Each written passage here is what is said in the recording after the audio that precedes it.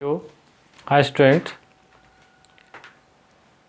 एक बार फिर से केमिस्ट्री क्लासेस में आपका स्वागत है। मैं फिर से एक बार आपके लिए आज नए टॉपिक पे अपना वीडियो लेके आया हूँ। तो आशा करता हूँ पिछले वीडियो आपने ध्यान से देखे होंगे और समझ लिए होंगे और नोट्स तैयार कर लिए होंगे। आज जो हम बात करने वाले हैं पी ब्लॉक्स में 18 ग्रुप, जो लास्ट ग्रुप है हमारा, और जिसमें महत्वपूर्ण कॉमनली 2 to 4 मार्क्स के क्वेश्चन आते हैं। और जो क्वेश्चन आते हैं वो आते हैं आपके संरचना से रिलेटेड और रिएक्शन से रिलेटेड, और रीजनिंग क्वेश्चंस इसमें बनते हैं। तो आइए आज का जो हमारा टॉपिक है उस पर बात करते हैं। वर्ग 18 के तत्व या अक्रिय गैसें या उत्कृष्ट गैसें। तो अक्रिय गैसें ये 18 ग्रुप है हमारा, और 18 ग्रुप के हैं तो 0 ग्रुप भी इसे हम कह सकते हैं। तो अक्रिय ग्रुप में जो तत्व हैं आपके वो हैं, पहला तत्व है हीलियम। हीलियम के बाद आपका आता है नियॉन, और नियॉन के बाद आता है आपका आर्गन। आर्गन के बाद आपका आता है क्रिप्टन। क्रिप्टन के बाद जिनन, एंड जिनन के बाद रेडॉन। तो ये जो 6 एलिमेंट हैं 18 ग्रुप के, ये बहुत महत्वपूर्ण तत्व हैं जिनका हमारे दैनिक जीवन में बहुत महत्वपूर्ण योगदान है। बहुत सारे उपयोग इनके हैं जो अंत में मैं बताऊंगा क्या क्या उपयोग में हमको करते हैं, इनका उपयोग करते हैं। जो आपका लास्ट एलिमेंट है रेडन, ये रेडियो एक्टिव तत्व है। रेडियो एक्टिव तत्व का मतलब जिनकी कि बहुत जल्दी विघटित हो जाते हैं, जिनकी जो लाइफ पीरियड होती है वेरी शॉर्ट होती है। अब हम बात करते हैं तो 18 ग्रुप तत्व के गुणों की। तो उससे पहले हम बात करेंगे इनके परमाणु क्रमांक, जो हमें पता होना चाहिए। जैसे कि मैंने आपको बताया था 2, 2, 8, 8, 8, 18, 18 और 32 प्लस करते जाएंगे। तो 2 में 8 प्लस करते कितना हो गया 10। तो नियॉन का परमाणु क्रमांक 10। 10 में फिर 8 प्लस कर दे तो क्या हो जाएगा 18। इसका मतलब आर्गन का परमाणु क्रमांक कितना होगा 18। 18 में फिर 18 प्लस कर दें तो क्या हो जाएगा 2, 8, 8, 18 प्लस करते जाएंगे तो ये हो गया आपका 36। 18 और प्लस 18 36, और 18 36 प्लस 18 ये हो गया आपका 54, और 54 प्लस 32 ये हो गया आपका 86। ये हो गया इसका परमाणु क्रमांक। तो ये आपका 0 ग्रुप कह लें या इसको हम 18 ग्रुप कह लें। तो पीरियोडिक टेबल्स में पी ब्लॉक्स का अंतिम समूह इसे हम कह सकते हैं। अब बात करते हैं, अगर इनके गुणधर्म की बात करते हैं तो सबसे पहला आता है इलेक्ट्रॉनिक विन्यास, इलेक्ट्रॉनिक कॉन्फ़िगरेशंस या इलेक्ट्रॉनिक विन्यास। इलेक्ट्रॉनिक विन्यास पहला पॉइंट है जिसमें हम बात करेंगे। तो इलेक्ट्रॉनिक विन्यास की बात करेंगे तो इलेक्ट्रॉनिक विन्यास की जब हम बात करते हैं तो पहले सामान्य इलेक्ट्रॉनिक विन्यास, जो जनरल इलेक्ट्रॉनिक विन्यास होता है, वो होता है 18 ग्रुप के लिए NS2NP6। मीन्स एक स्पेशल करेक्टर हमें दिख रहा है यहाँ पे। जो बैलेंसी है 18 ग्रुप की, ये क्या होती है आपकी कंप्लीट होती है। मीन्स यहाँ पे टोटल इलेक्ट्रॉन कितने होते हैं 8 इलेक्ट्रॉन, और 8 इलेक्ट्रॉन अगर कंप्लीटली जो 8 इलेक्ट्रॉन से क्या होगा आपका जो वैलेंस शेल है कंप्लीटली या फुली फिल्ड होता है। इसके कक्षा में कोई भी अयुग्मित इलेक्ट्रॉन नहीं होता है, सारे युग्मित होते हैं, जिससे इनकी प्रॉपर्टी बिल्कुल डिफरेंट हो जाती है अन्य ग्रुप के एलिमेंट्स या पूरे पीरियोडिक टेबल में जितने भी एलिमेंट हैं उनसे इनके करेक्टर बिल्कुल अलग हो जाते हैं। अलग होने का कारण ये इनर्ट नेचर के हो जाते हैं, मीन्स अक्रिय नेचर के हो जाते हैं। इसकी वजह से क्योंकि इनका जो बाह्यतम कक्ष है वो फुली फिल्ड होता है, सारे उस इलेक्ट्रॉन्स में युग्मित होते हैं, तो इनको किसी से इलेक्ट्रॉन लेने और देने की ज़रूरत नहीं पड़ती। इसलिए ये क्या रहते हैं, एकल परमाणु के रूप में क्या रहते हैं, मुक्त अवस्था में रहते हैं। इन्हें किसी से कोई लेना देना नहीं होता, किसी की ज़रूरत इनको पड़ती नहीं है। तो इसलिए इनको बोलते हैं अक्रिय गैस। इनर्ट नेचर, उदासीन अवस्था में रह सकते हैं, मुक्त अवस्था में रह सकते हैं।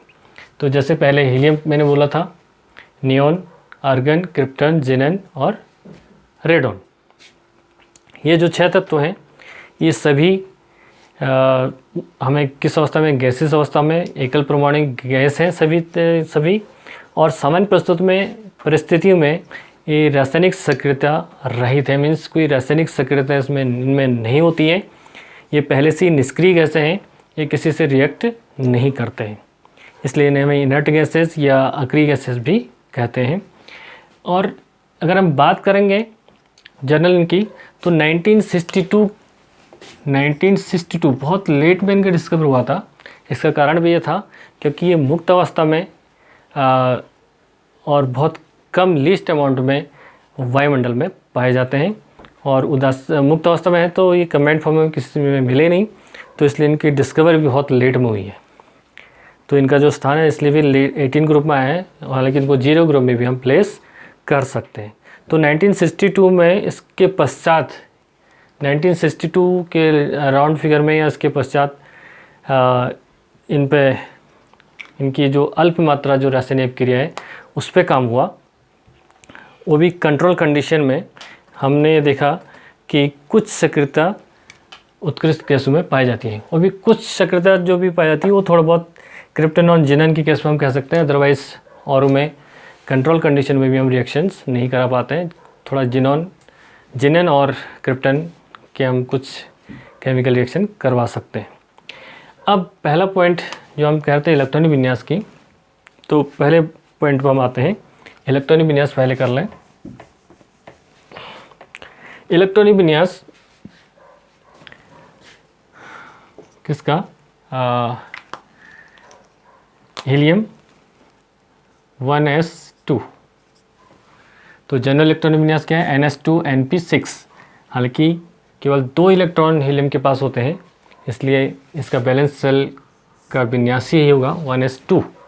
2 इलेक्ट्रॉन्स मीन्स s ऑर्बिटल में s कक्षक एक सिंगल कक्षक है, इसके बाद एक ही कक्षक होता है, 2 इलेक्ट्रॉन्स में युग्मित होंगे, कोई युग्मित इलेक्ट्रॉन नहीं होगा। उसके बाद हम बात करते हैं नियॉन की, तो 1s2, 2s2 एंड 2p6।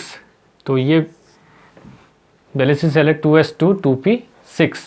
इसी तरह से आर्गन का भी हम कर सकते हैं। 1s2 से लेके अगर हम चलें, ये इलेक्ट्रॉनिक विन्यास मैं बता चुका हूँ पहले, तो ये 2s के बाद हम किस में जाएंगे? 3s में। 3s और 3p6, केवल मैं बैलेंसिंग सेल की बात कर रहा हूँ। उसके बाद क्रिप्टन के लिए क्या हो जाएगा? 4s2 4p6, ये बैलेंसिंग सेल हो गया आर्गन का। और क्रिप्टन का क्या हो जाएगा? 5s2 5p6, बैलेंसिंग सेल हो गया। और ऐसी रेडन के लिए हम ले सकते हैं 6s2 6p6, means balance cell में सब में हम देख रहे हैं, केवल हीलियम को छोड़ दें, ये भी कंप्लीट स्टेबल कॉन्फ़िगरेशन है। उसके बाद हम देख रहे हैं सब में क्या है? 88 इलेक्ट्रॉन है, कंप्लीट 88 इलेक्ट्रॉन है। तो ये इसका रहा आपका इलेक्ट्रॉनिक विन्यास। इलेक्ट्रॉनिक विन्यास के बाद हम बात करेंगे अगले पॉइंट पे।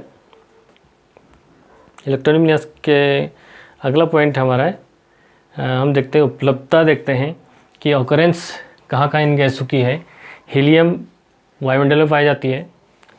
रेडॉन के अगर रेडॉन को छोड़ दें, रेडियोएक्टिव तत्व है। इसके अलावा सभी ये जो गैसेस फॉर्म में मिलते हैं, चाहे हीलियम की बात करें, नियॉन की बात करें, आर्गन की बात करें, क्रिप्टन की बात करें, जेनन की बात करें, तो ये वायुमंडल में हमें मुक्त अवस्था में मिलती हैं। इनर्ट नेचर है तो मुक्त अवस्था में मिलती है। और वायुमंडल में अध्ययन के अनुसार इनकी जो सूक्ष्म वायु हम कहते हैं, जो ड्राई एयर में जो बहुलता लगभग 1%, बहुत लीस्ट अमाउंट, जिसमें आर्गन की मात्रा थोड़ी ज़्यादा है प्रमुख इन तत्वों में, और हीलियम का मुख्य औद्योगिक स्रोत है प्राकृतिक गैस। और इस वर्ग के जिनन तथा रेडन बिल्कुल दुर्लभ तत्व हैं। जिनन और रेडन बहुत कम मात्रा में हमें प्राप्त होते हैं। तो ये था इलेक्ट्रॉनिक विन्यास। अब इसके अगले पड़ाव में हम चलते हैं, अगले पॉइंट पे। अगले पॉइंट की हम बात करते हैं। अगला पॉइंट है आपका सेकंड, आयनन एंथैल्पी। अगला पॉइंट है आयनन एंथैल्पी। आयनन एंथैल्पी, आयनन एंथैल्पी की बात करते हैं, मीन्स आयनाइजेशन एनर्जी। तो ionisation energy means required energy to remove electron from the outermost shell, means जो बाहरी कक्षक से इलेक्ट्रॉन निकालने के लिए जो एनर्जी की आवश्यकता होती है, जो एंथैल्पी की आवश्यकता, हीट की ऊर्जा की आवश्यकता होती है, उसे हम कहते हैं आयनाइजेशन एंथैल्पी। तो अगर हम इस ग्रुप की बात करें तो एंथैल्पी क्योंकि स्टेबल कॉन्फ़िगरेशन है, अष्टक पूरा है, तो स्थायित्व वाला कक्षक है, तो एंथैल्पी डेफिनेट बहुत अधिक होती है। मीन्स अगर हम 17 ग्रुप तक की बात करें उससे सीधे दुगने तिगुने रेट में बढ़ जाती है। इस वर्ग के तत्वों का एंथैल्पी अपने औरत में सबसे ज़्यादा होती है, अधिकतम सर्वाधिक होती है, हम कह लें अधिकतम होती है। अधिकतम इन पर कारण क्या है, इनके पूर्ण भरे कक्षक हैं, अधिकतम स्थायित्व के कारण इनके जो एंथैल्पी होती है वो बहुत अधिक होती है। और ग्रुप में अगर ऊपर से नीचे को हम जाएंगे तो एंथैल्पी डेफिनेट घटेगी, क्योंकि इफेक्टिव न्यूक्लियर चार्ज घटता है डाउन द ग्रुप और आकार भी बढ़ता है, तो उससे थोड़ा बहुत अंतर आता है। जैसे हीलियम और की बात हम करते हैं तो नियर अबाउट 2000 किलो जूल पर मोल्स एंथैल्पी होती है, लेकिन डाउन द ग्रुप ये 2000 जिनन तक ये नियर अबाउट 800 के समथिंग आ जाती है। इसलिए हम कहते हैं कि जिनन की एंथैल्पी कम होने के कारण और साइज़ बड़ा होने के कारण थोड़े बहुत कंट्रोल कंडीशन में से हम रिएक्शन करा पाते हैं, जबकि हीलियम और नियन आर्गन में कोई भी रिएक्शन कराना बहुत मुश्किल है, क्योंकि इनकी एंथैल्पी 1000 से काफ़ी ऊपर होती है, तो उतनी एनर्जी प्रोवाइड कराना पॉसिबल नहीं है। तो सीधे सीधे हम इसमें कहते हैं एंथैल्पी बहुत उच्च इनकी होती है। और वैसे भी हम देखें, अगर हम बात करें इनके प्लेस की, आप देखिए आउट साइड में हम देखते हैं तो अंतिम सदस्य ये हैं, और डाउन उधर जाने पे एंथैल्पी डेफिनेट बढ़ती है, और ये आपके डाउन द ग्रुप जाने पे साइज़ आपका बढ़ता है। तो यहाँ पे क्या हो जाता है, आपका एंथैल्पी घट जाती है, थोड़े बहुत ज़्यादा घटने की हम बात नहीं करेंगे, लेकिन जिनेन और क्रिप्टन में थोड़ी कम हो जाती है। तो इसी पे हम बात करेंगे आगे फिर इस पे। अब देखिए इसका मतलब क्या हो गया, ion enthalpy helium is more than neon, neon more than argon, argon more than krypton. Radium को हम इसमें कंसिडर नहीं कर रहे हैं, जिनेन को करेंगे, क्रिप्टन के बाद जिनेन। ये ऑर्डर है आयन एंथैल्पी का। तो इन पॉइंटों में हम पहले भी बात कर चुके हैं। अगला है एटॉमिक रेडियस या परमाणु त्रिज्या। थर्ड पॉइंट है परमाणु त्रिज्या, atomic radius, atomic radius, atomic radius, atomic radius, atomic radius की बात हम करें तो वही चीज़ एटॉमिक रेडियस में भी वही चीज़ आना है। एक परमाणु होते हैं ये, और एटॉमिक रेडियस हम देखते हैं ये सहसंबंध संबंध नहीं बनाते, कोई कोवलेंट बॉन्डिंग की इसमें संभावना नहीं है, क्योंकि फुल स्टेबिलिटी इसकी होती है, सारे कक्षक पूर्ण रूप से भरे रहते हैं। युग्मित इलेक्ट्रॉन होते हैं, अयुग्मित इलेक्ट्रॉन की कोई चांसेस में नहीं है। इसलिए अगर हम सिंगल एटम की परमाणु त्रिज्या की बात करें तो पॉसिबिलिटी बहुत कम है, इनकी परमाणु त्रिज्या हम नहीं निकाल सकते हैं। लेकिन इन तत्वों की वैन डेर वाल्स त्रिज्या ज्ञात कर सकते हैं। वैन डेर वाल्स त्रिज्या जब दो परमाणु आपस में इंटरेक्ट रहते हैं या आसपास रहते हैं तो उसमें एक वैन डेर वाल्स त्रिज्या हम ज्ञात कर सकते हैं, लेकिन स्पेसिफिक परमाणु त्रिज्या इसमें हम ज्ञात नहीं कर सकते। अब बात करते हैं इलेक्ट्रॉन लब्ध एंथैल्पी। इलेक्ट्रॉन लब्ध एंथैल्पी की बात हम करते हैं तो उत्कृष्ट गैसों का स्थायी इलेक्ट्रॉनिक विन्यास जो स्टेबल कॉन्फ़िगरेशन है NH2 उपस्थित होने के कारण इनमें इलेक्ट्रॉन युग्म ग्रहण करने की प्रवृत्ति नहीं होती है। कोई भी इलेक्ट्रॉन ग्रहण करने की प्रवृत्ति इसमें होती नहीं है, क्योंकि ऑर्बिटल खाली है नहीं। अतः इन तत्वों की इलेक्ट्रॉनिक लब्धि जो होती है का मान अधिक धनात्मक होता है, अधिक पॉजिटिव होता है, क्योंकि पहले हमें इलेक्ट्रॉन निकालने के लिए एनर्जी की आवश्यकता होगी, तो पॉजिटिव होता है। वर्ग में ऊपर से नीचे जाने पर डेफिनेट इलेक्ट्रॉन लब्धि का मान घटता है। तो देखते हैं हम अगर इलेक्ट्रॉन लब्धि की बात करें, चौथा इलेक्ट्रॉन लब्धि। इलेक्ट्रॉन लब्धि की बात हम करते हैं, लब्धि एंथैल्पी। इलेक्ट्रॉन लफ्ज़ एंथैल्पी की बात करते हैं तो हम पाते हैं जैसे हीलियम है, हीलियम की ये नियर अबाउट है 48, फिर नियॉन में ये बहुत अधिक बढ़ जाती है 116, फिर नियॉन के बाद आर्गन, क्रिप्टॉन में near about 68 near about same होती है लगभग, सॉरी 96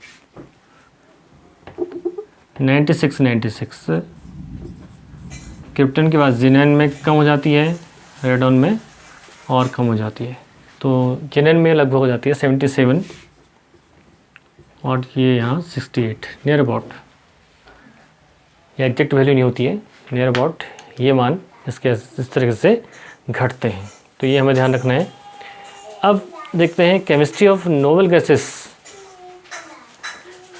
उत्कृष्ट गैसों में जो रसायन है मीन्स रासायनिक अभिक्रिया कह लें तो उसका क्या रोल है, क्योंकि ये उदासीन नेचर के हैं, अक्रिय नेचर के हैं, तो कोई प्रॉपर रासायनिक अभिक्रिया तो ये देते नहीं है, लेकिन इतना ज़रूर है अगर हम थोड़ी बहुत रासायनिक अभिक्रिया करा सकते हैं, वो केवल जिनेन और क्रिप्टन में भी संभावना कम है, लेकिन क्रिप्टन जिनेन में थोड़ी बहुत हम करवा सकते हैं। जैसे कि हम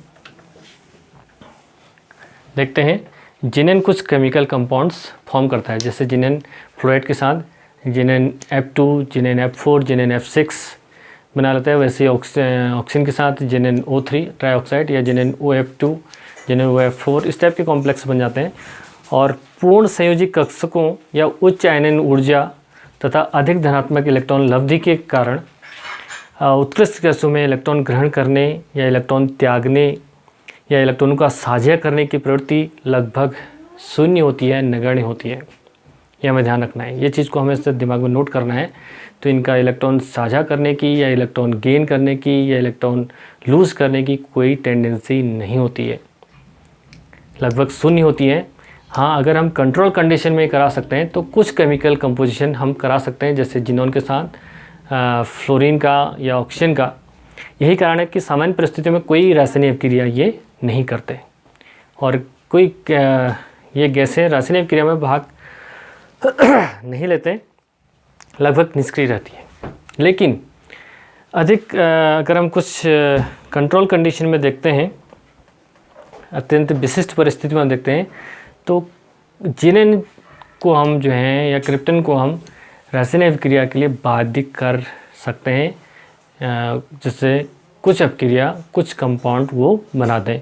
तो कंट्रोल कंडीशन में है, कुछ टेम्परेचर या प्रेशर से, तो हम देखते हैं जिनेन फ्लोरीन यौगिक कुछ इस टाइप से बनते हैं।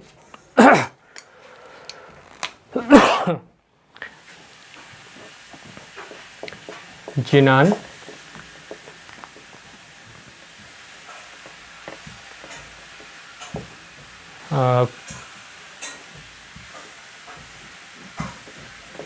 फ्लोरीन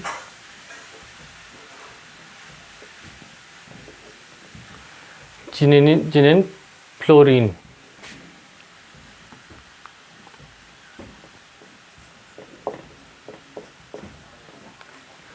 जिनेन फ्लोरीन यौगिक देखते हैं कुछ किस टाइप के फ्लोरीन यौगिक बनते हैं। जो इसके जो फ्लोरीन यौगिक की हम बात करते हैं तो जिनेन F2, जिनेन F4, जिनेन F6 इस टाइप के केमिकल कंपाउंड, क्योंकि ये भी कंट्रोल कंडीशन में प्रयोगात्मक परिस्थितियों में उत्कृष्टता तो जिनोन से 3 प्रकार के द्विअंगी यौगिक बनाते हैं, जैसे कि आपको दिख रहा है F2, F4, F6। तो इनको बनाने कैसे इनका बनाया जाता है, तो किस तरह से इनको बनाया जाता है ये हम देखते हैं। तो यहाँ पर हम देख रहे हैं, अगर जिनेन को हम F2 से रिएक्ट करें 1 बार प्रेशर, भाई कंट्रोल कंडीशन है 1 बार प्रेशर पे, तो आपका बन जाता है यहाँ पे जिनेन F2, जिनेन F2 किस फॉर्म में, ये भी हमारा गैस की फॉर्म में बनता है। ऐसे हम देखें सेकंड कंडीशन, जिनेन को फिर हम थोड़ा एक्सेस 2F2 और थोड़ा टेम्परेचर हम यहाँ पे मेंटेन करते हैं, थोड़ा सा और बढ़ा देते हैं, near about 873 kelvin, 1 bar pressure, control condition है।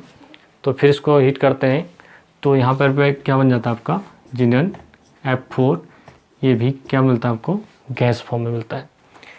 फिर और बढ़ाते हैं हम थर्ड कंडीशन जिनन गैस फॉर्म में, 3F2 गैस फॉर्म में। ये रिएक्शन बहुत महत्वपूर्ण है, 573 केल्विन, 1 बार। तो यहाँ पे आपका बनता है जिनन F6 गैस, F6। तो ये हमें ध्यान रखना है। और कुछ और मेथड्स है इसमें। यहाँ पे थोड़ा सा प्रेशर हम बढ़ा देते हैं, यहाँ पे प्रेशर हम ले लेते हैं लगभग 60 to 73 बार, यहाँ पे प्रेशर हम और बढ़ा देते हैं तो आपका बन जाता है जिनन F6। और जिनन F6 को एक और तरीके से भी हम बना सकते हैं। तो हम इसमें क्या लेते हैं, जिनन F4 को किससे रिएक्ट करा देते हैं, O2F2 से, O2F2 से नियर अबाउट 143 केल्विन टेम्परेचर पे इसको हीट करते हैं। तो तब भी आपका क्या बन जाता है, जिनन F6 प्लस यहाँ से F2 आपका रिलीज हो जाती है, सॉरी O2 गैस, F2 नहीं, O2 गैस यहाँ से क्या होती है आपकी रिलीज हो जाती है। तो ये भी एक तरीका है, एक और तरीका है जिससे हम क्या कर सकते हैं, आपका जिनन F6 बना सकते हैं। तो ये चीज़ हम देखते हैं कि जिनन F2 है या जिनन F4 है या जिनन F6 है, तो ये क्या है, रंगहीन क्रिस्टल होते हैं, रंगहीन होते हैं, क्रिस्टल ठोस पदार्थ हैं। ये रूम टेम्परेचर पर आसानी से उर्वपातित हो जाते हैं, मीन्स गैस फॉर्म में हीट करने से गैस फॉर्म में चले जाते हैं। और ये प्रबल एक फ्लोनीकरण या फ्लोनीकारक अभिकर्मक है और ये आसानी से जल से अवघटित हो जाते हैं। अगर इनमें हम जल डाल दें तो ये अवघटित हो जाते हैं। तो ये बहुत कॉमन रिएक्शन जो एग्ज़ाम में आती हैं। अब थोड़ी इनकी संरचना की बात करते हैं हम। ये भी मैं संरचना की बात भी कर लेता हूँ। यहाँ पे देखिए, यहाँ पे जिनन F2 की बात हम करते हैं। तो जिनन F2 की बात हम करते हैं तो यहाँ पे थोड़ा सा इसका मैं हाइब्रिडाइजेशन भी आपको बता दूंगा। जिनन के जो वैलेंस शेल में इलेक्ट्रॉन है वो कितने आपके 8 हैं। तो एक फॉर्मूला भी है हाइब्रिडाइजेशन के लिए। अगर हम पहले हाइब्रिडाइजेशन इसका निकाल लें, हाइब्रिडाइजेशन के लिए फॉर्मूला है 1/2 balance electron plus monovalent 1/2 into V plus M, means balance total balance electron plus monovalent बॉन्डों की संख्या और C प्लस है कैटायन और एनायन। अगर कोई चार्ज है तो उसको माइनस कर लेते हैं। तो यहाँ पर हम देख रहे हैं, अगर यहाँ पे हम पहले हाइब्रिडेशन निकाल लें तो 1.2 इंटू टोटल बैलेंस इलेक्ट्रॉन जिनन में कितने होंगे 8 प्लस मोनोवैलेंट 2F2 है तो 2 और माइनस इसमें कैटायन एनायन कुछ नहीं है तो ये सीधे हो गया आपका 10/2 इज इक्वल टू 5। तो 5 है, तो 5 का मतलब कौन सा हाइब्रिडेशन होगा, इसको जानने के लिए आप सीधे सीधे देख लें, क्योंकि जनरल क्या है NS2NP6 है। तो इसको देखें SP के 3 और D में यहाँ पे पॉसिबल नहीं है अभी, लेकिन फिर भी D ऑर्बिटल हम दिखाएंगे 1 2 3 4 5। तो SPD तो 5 है, तो 1 2 3 4 5, तो 5 है। तो मीन्स कौन सा हाइब्रिडेशन, S का 1, P के 3 और D का 1। तो कौन सा हाइब्रिडेशन हो गया, सीधे सीधे ये हो गया आपका sp3d हाइब्रिडेशन। sp3d हाइब्रिडेशन यहाँ पर हो रहा है, तो ये हमें ध्यान रखना है। या इसको हम दूसरे तरीके से भी कर सकते हैं, टोटल सिग्मा बॉन्ड, कितने टोटल सिग्मा बॉन्ड होंगे 2, देख लें यहाँ पे बना लें। जिनेन में टोटल सिग्मा बॉन्ड कितने होंगे आपके, 2 होंगे। This is sigma bond, this is sigma bond, this is the lone pair, this is the lone pair. ये लोन पेयर है, 3 लोन पेयर है और 2 सिग्मा बॉन्ड है। तो सिग्मा बॉन्ड बराबर 2 हैं और lone pair, total lone pair कितने हैं, 3, 1 2 3। तो टोटल संख्या तब भी क्या आती है, 5 आती है। इस तरीके से हम हाइब्रिडेशन फाइंड आउट कर सकते हैं इसका। अगर आपको जो तरीका सही लगता है वो तरीका आप इस फॉर्मूले को ले लें या इस फॉर्मूले को ले लें, लेकिन जो संख्या यहाँ लिख लीजिए सीधे सीधे। आप पी कक्ष बना लीजिए, एस भी, पी भी और डी भी, और जहाँ तक संख्या आ रही है तो सीधे सीधे वो हाइब्रिडेशन आपका हो जाता है।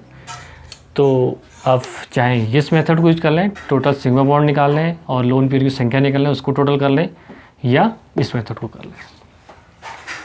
तो यहाँ पर हम देख रहे हैं जिनेन F2 में जो बॉन्ड एंगल बन रहा है, अगर हम लोन पेयर को छोड़ दें तो ये 180 का एंगल है। 180 का एंगल है तो क्या है, लीनियर, रेखी। तो रेखी संरचना है। संरचना कैसी है, रेखी है। क्या होगी संरचना, रेखी संरचना होगी। तो ऐसी हम देखते हैं रेखी संरचना इसकी होगी। अब देखते हैं हम, ये सीधी रेखी संरचना होगी। अगर इसको बनाना चाहे तो ऐसे ही बना सकते हैं। ये संरचना होगी आपकी, अगर एग्जाम में आता है तो इस तरीके से बना सकते हैं आप। अब उसके बाद दूसरा है,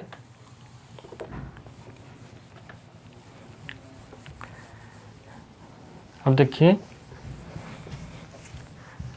यहाँ पर हम देखते हैं दूसरा हमारे पास है जिनेन F4। इसकी संरचना बनाते हैं जिनेन F4। तो सीधे सीधे अगर दोनों में से कोई जो भी आपको इजी लगता है, टोटल सिग्मा बॉन्ड अगर हमें निकालना है तो पहले इसको हम इसके सिग्मा बॉन्ड शो कर ले पहले, सिग्मा बॉन्ड शो कर ले पहले, तो बहुत आसान है। इस तरीके से इसके स्ट्रक्चर को हम दिखा दें। जिनेन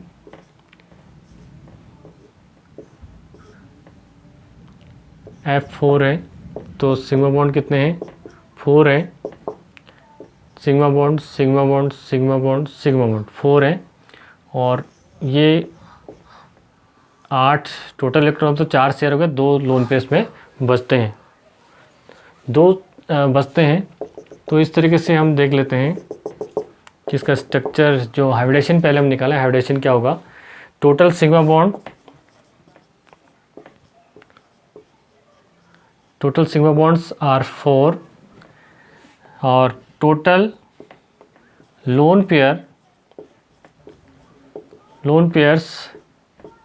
आर 2। तो टोटल कितने हो गए, टोटल नंबर हो गया 6। और 6 में हम देखते हैं, हम एक स्टेप और आगे बढ़ जाएंगे। 6 तो क्या हो जाएगा, S का 1, P के 3, D के 2। तो इट मीन्स यहाँ पे जो हाइब्रिडेशन होगा 6 मतलब S का 1, P के 3, D के 2, sp3d2। अब इसको हम कह सकते हैं एग्जैक्ट ऑक्टाहेड्रल तो नहीं है, ये विकृत क्या हो जाएगा आपका, वर्गाकार समतली, इसको हम कह सकते हैं। इसकी जो संरचना है sp3d2, तो ये है वर्गाकार समतली, और ये किसकी वजह से हुआ, होना चाहिए था ऑक्टाहेड्रल, और ये आ गया वर्गाकार समतली इसकी संरचना, या इसको डिस्टॉर्टेड विकृत ऑक्टाहेड्रल भी हम कह सकते हैं। ये किसकी वजह से हुआ, ये 2 लोन पेयर की वजह से। तो ये इसकी संरचना होगी, और ये डायग्राम्स जो इसकी संरचना है बहुत महत्वपूर्ण है, एग्जाम में पूछी जाती हैं। और इसी तरीके से हम अब नेक्स्ट किसका निकाल सकते हैं, जिनेन F6 का। अगर चाहे स्क्रीनशॉट ले लें, फिर मैं इसको रब कर देता हूँ।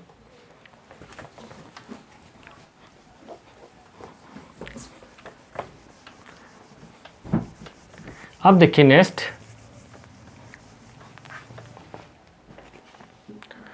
हम देखते हैं जिनेन F6।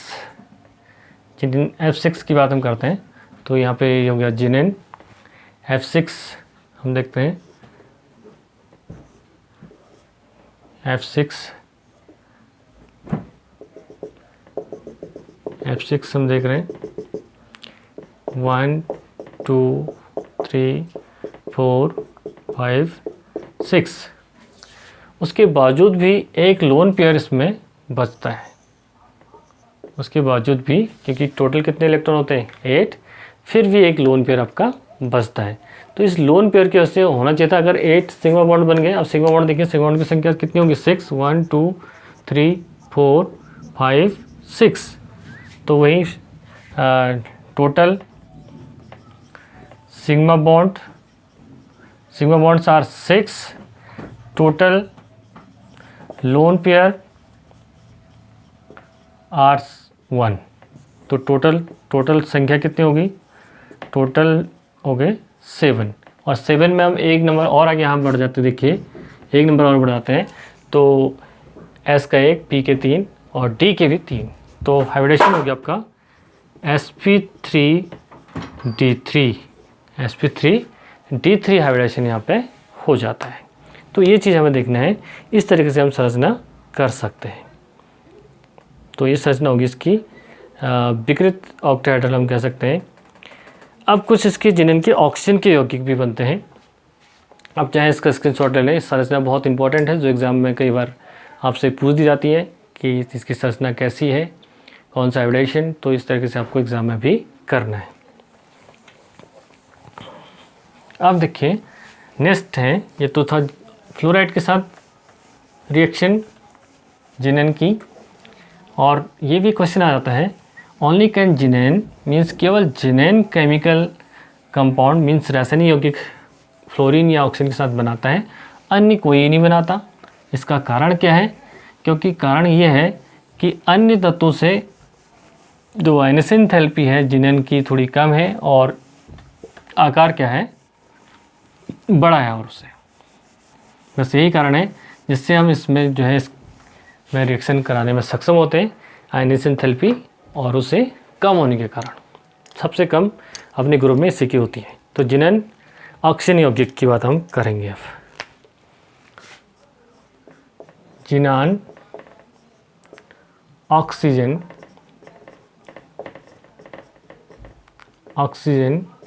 यौगिक, जिनेन ऑक्सीजन यौगिक।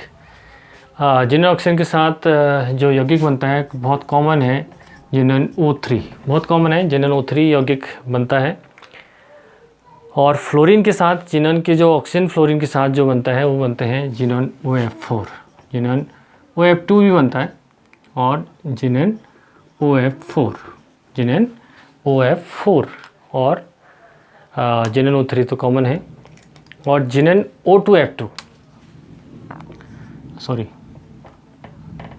जिनेन O2F2 ये कॉमन है।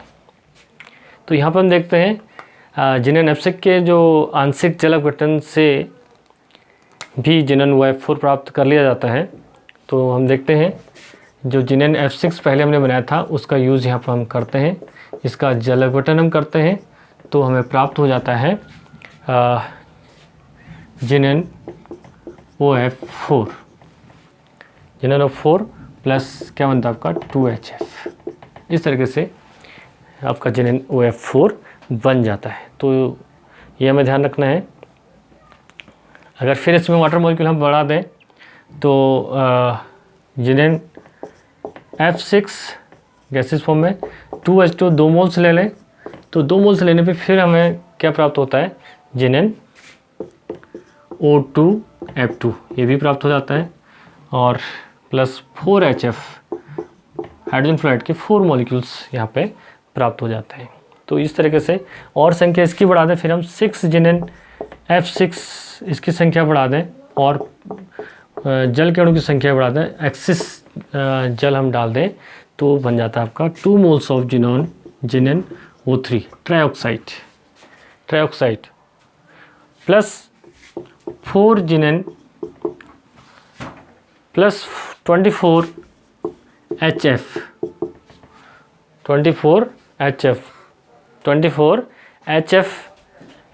प्लस 3O2 प्लस 3O2, इस तरीके से इसमें बन जाता है। और या सिंपल जिनेन F6 में हम देखते हैं तो इसमें हम क्या 2 मोल्स H2 के साथ भी, सॉरी 3 मोल्स अगर हम यहाँ पर ले लें, 3 मोल्स H2 ले लें तो भी आपका जिनेन ट्राइऑक्साइड हमें प्राप्त हो जाता है। तो ये सिंपल कुछ ही रिएक्शन है, आप इनको बहुत अच्छी तरह से लर्न कर सकते हैं, समझ सकते हैं, जो एग्ज़ाम में बहुत कॉमनली पूछा जाता है। तो ये बहुत ज़्यादा रिएक्शन नहीं है, इनको हम याद भी कर सकते हैं, कोई ज़्यादा दिक्कत वाली बात नहीं है यहाँ पे।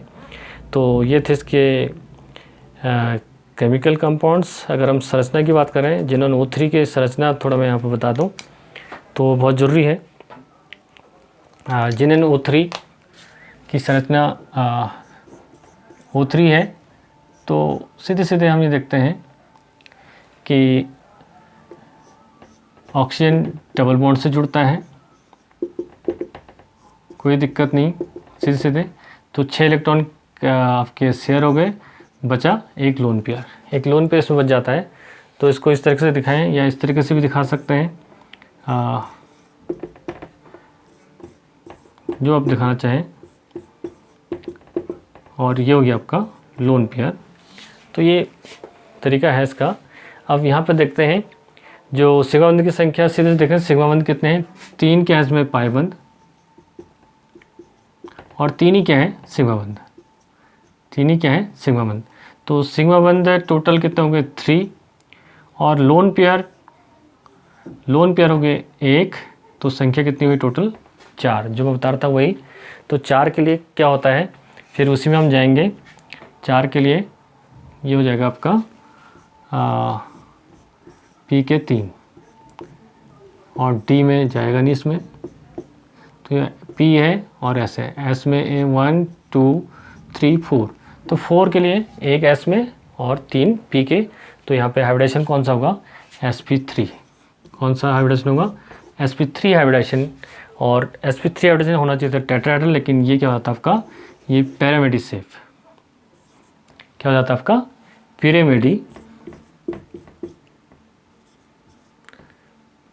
पिरामिड सेफ, ये हो जाता है। ये इसकी संरचना हो गई आपकी पिरामिड सेफ। वैसे जिनोन OF2 की हम देखते हैं T आकृति हो जाती है, जिनोन OF2 बहुत कई बार एग्जाम में पूछा जाता है इसकी संरचना बताइए। तो बहुत सिंपल है, तो पहले इसका स्ट्रक्चर हम बना लें। जिनोन F2 है तो सीधे सीधे लीनियर पोजीशन पर बना लें, और एक डबल बॉन्ड से हम क्या जोड़ दें, ऑक्सीजन जोड़ दें। और अब बचे कितने लोन पेयर, 2 लोन पेयर। तो 4 5 6 7 8 इलेक्ट्रॉन कवर हो गए। तो यहाँ पे सिग्मा बंध, ये एक पाई बंध है, सिग्मा सिग्मा सिग्मा। तो यहाँ पर भी सिग्मा कितने हैं, सिग्मा बराबर 3, और लोन पेयर कितने हैं 2। तो टोटल संख्या कितनी होगी 5, टोटल संख्या कितनी 5। तो 5 में क्या हो जाएगा आपका, 5 में एक D में चला जाएगा। तो ये हो गया sp3D हाइब्रिडेशन। लेकिन यहाँ पे 2 लोन पेयर है और एक डबल बॉन्ड है, तो इसकी आकृति जो संरचना होती है टी शेप, टी आकार या टी शेप इसे कहते हैं। जो संरचना होती है इसकी आकृति टी आकृति होती है, जैसे कैपिटल टी होता है, कैपिटल टी आकृति इसको हम कह सकते हैं। तो थोड़ा सा हम बात कर लेते हैं उत्कृष्ट गैसों के उपयोग के बारे में। तो जो हीलियम का उपयोग है बहुत कॉमन है, कि जो मौसम विभाग हमारा यूज़ करता है मौसम का पता लगाने के लिए, जो बैलून में जो भरी जाती है वो हीलियम गैस होती है। इसका बहुत उपयोग आज भी हो रहा है। और धातु की वेल्डिंग या धातु कर्म में इसका उपयोग निष्क्रिय वातावरण के लिए भी किया जाता है। और इसका उपयोग जो गुब्बारे तथा एयरशिपों में भरने के लिए भी इसका उपयोग किया जाता है। और द्रव हीलियम का उपयोग कम ताप को उत्पन्न करने के लिए भी किया जाता है। ये कॉमन यूज है इसके। और नियोन का उपयोग जो है फ्लोरोसेंट बल्बों में आपने देखा होगा, जो विज्ञापन के लिए जो फ्लोरोसेंट बल्ब लगाए जाते हैं बड़े बड़े बैनरों पे या बोर्डों पे, उसमें जो चमकते हैं उनमें नियोन गैस भरी जाती है। नियोन लैंप का प्रयोग जो है हवाई अड्डों में जो सिग्नल के लिए, जो विमान चालक उनके सिग्नल के लिए यूज़ किया जाता है। और आर्गन तो आपको पता ही, आर्गन जो बिजली के बल्ब है हमारे, जो लाइट के बल्ब है उनमें सब में यूज आर्गन का उपयोग किया जाता है।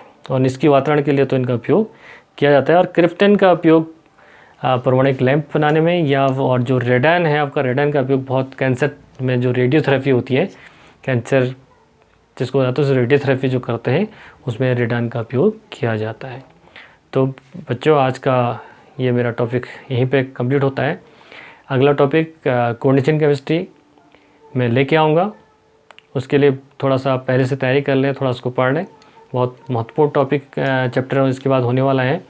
और थोड़ा डी और एफ ब्लॉक को पहले मैं एक वीडियो आपको शेयर करूँगा, उसके बाद कोऑर्डिनेशन केमिस्ट्री पर जाऊँगा।